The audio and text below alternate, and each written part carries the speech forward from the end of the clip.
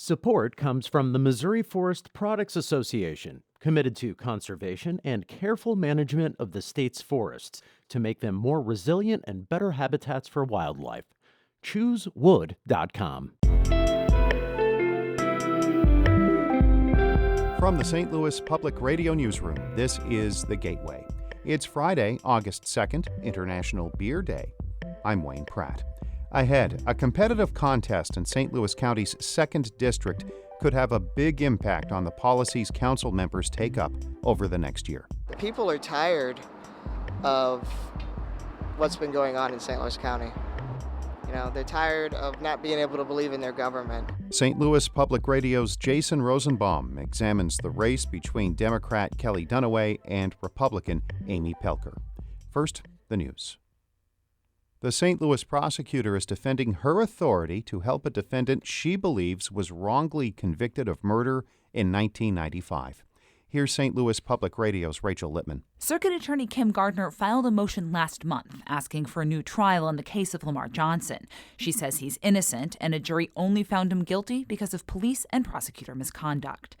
It's a rare instance where prosecutors and defense attorneys agree with each other, but a judge has asked the Missouri Attorney General's office to join the case. She's also asked attorneys to lay out whether Gardner has the right to ask for a new trial. Gardner says it's her duty to do so. Under the ethics of a prosecutor, when the evidence shows that an individual is innocent, we must correct the wrong. A spokeswoman for the Attorney General said in a statement that the office would file the documents the judge has requested, but had no further comment about Johnson's case. I'm Rachel Lippman, St. Louis Public Radio. The chairman of a key House committee has been closely monitoring a drop in the number of children on Missouri's Medicaid program. Roughly 95,000 children have been removed from the state's Medicaid rolls since January 2018. Republican State Representative David Wood of Versailles attributes some of that decrease to the elimination of the individual mandate in the Affordable Care Act. Wood is the chairman of an appropriations committee that oversees Medicaid. He says he has confidence in the program's director, former House Speaker Todd Richardson. There are very few people in the state that have the abilities of Todd Richardson. If there is any one person who can bring a consensus to Medicaid and getting all the players to the table to come up to solutions, I believe it's him. Wood made those comments on our Politically Speaking podcast, and you can listen to that at stlpublicradio.org. Mayors along the Mississippi River are hoping a new online tool will help with planning and responding to natural disasters. St. Louis Public Radio's Nicholas Tellep reports. The U.S. Department of the Interior created the portal so city officials can identify flood-prone areas and view data they previously had to collect manually. The tool aggregates maps, weather forecasts, and up-to-date data on floods and droughts. Acting U.S. Geological Survey Director for the Mid-Continent region, Scott Morlock, says the idea for the tool came about when towns impacted by this year's floods requested satellite imagery. Not only could we provide the flood imagery, but we were able to pull together many data sources and information of our data and our partners' data into one portal. The tool is free to use and publicly accessible. I'm Nicholas Tellep, St. Louis Public Radio. A Missouri professional wrestling legend has died. Many in that industry consider Harley Race one of the best ever. He had been running a wrestling school in Troy, Missouri for the past few years. We caught up with handsome Harley last September, and he reflected on growing up in Quitman, Missouri, which has a population of less than 100, to selling out wrestling venues around the world. When you sit here and you think about where you've been in the art of wrestling, there's nothing but pleasure and happiness that starts to come out of you, and thank God for that. Harley Race died yesterday of complications from cancer. He was 76.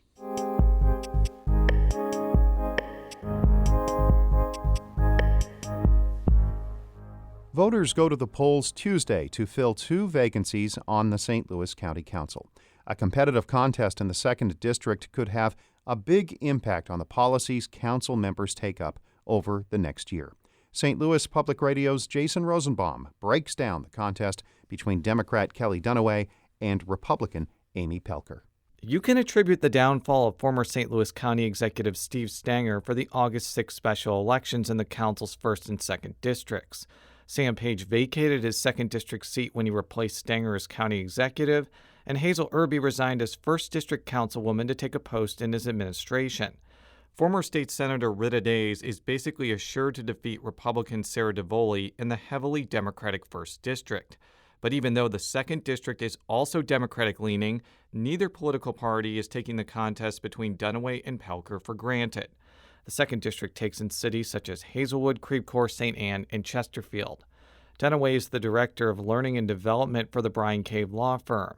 She wants to make sure the excesses of the Stenger era don't happen again by putting safeguards in place against corruption. I want to help clean up the mess that was left behind by our last county executive, and I want to help restore people's faith in the county government. One of the reasons why Democrats are taking Pelker seriously is that she's already won election numerous times as a St. Anne alderwoman.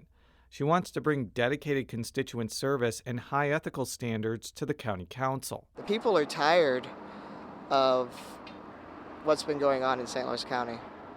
You know, they're tired of not being able to believe in their government. The first big issue that Dunaway or Pelker may encounter is what to do with the county's involvement with the crossings at Northwest.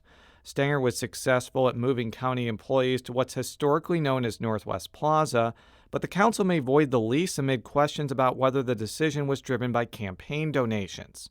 Both Dunaway and Pelker want to closely examine the contract the county signed. Dunaway added she wants to see how much, quote, corruption was involved. And if it turns out that Northwest Plaza is part of the damage that needs to be undone, I want to look very closely at that. But again, it has to be weighed with the value that it may be bringing the communities and the people who work and live near the plaza. Dunaway has been highly critical of the now scuttled Better Together proposal to merge St. Louis and St. Louis County, and she wants to use a process known as the Board of Freeholders to stoke conversations about regional collaboration. Pelker has been speaking out against a city-county merger for years and adds she doesn't plan to stop fighting the idea if she's elected to the council. I haven't knocked on anybody's door that is in favor of Better Together. So the pulse out there is that if you're for Better Together, you're not what they want. Dunaway has pledged to make racial equity a key part of how she votes on economic development measures.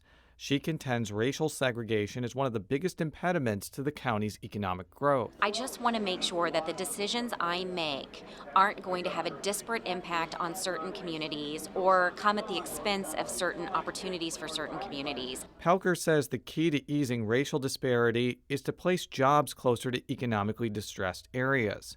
She says county and municipal leaders need to work more closely together to achieve that goal. If you put people in a position where there aren't any jobs that they can get, if they've got to go 20 miles away to get a job and ride the bus to do it, and it takes 2 hours on a bus to get there, what are you going to expect to happen eventually? That's 5 decades we've watched that happen, and nobody's taking care of the problem. The result of the Pelker-Dunaway contest will determine whether Republicans retain control of the county council or if Democrats retake the majority.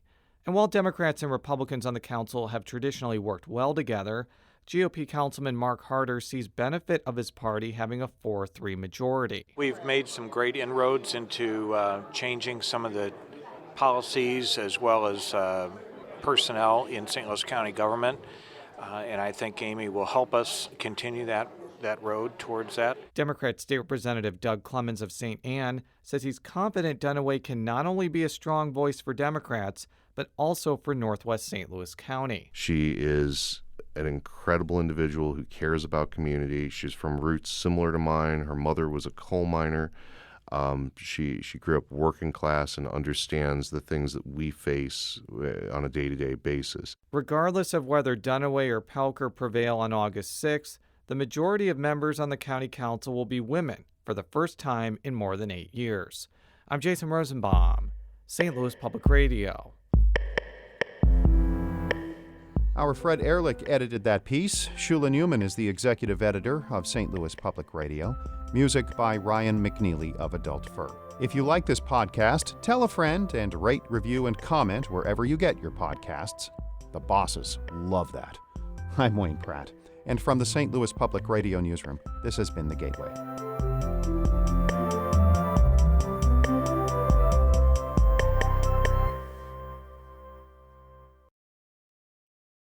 Support comes from Missouri Forest Products Association, committed to sustainable and sound conservation of the state's forests, which support more than 41,000 Missouri jobs, resulting in a $10 billion industry.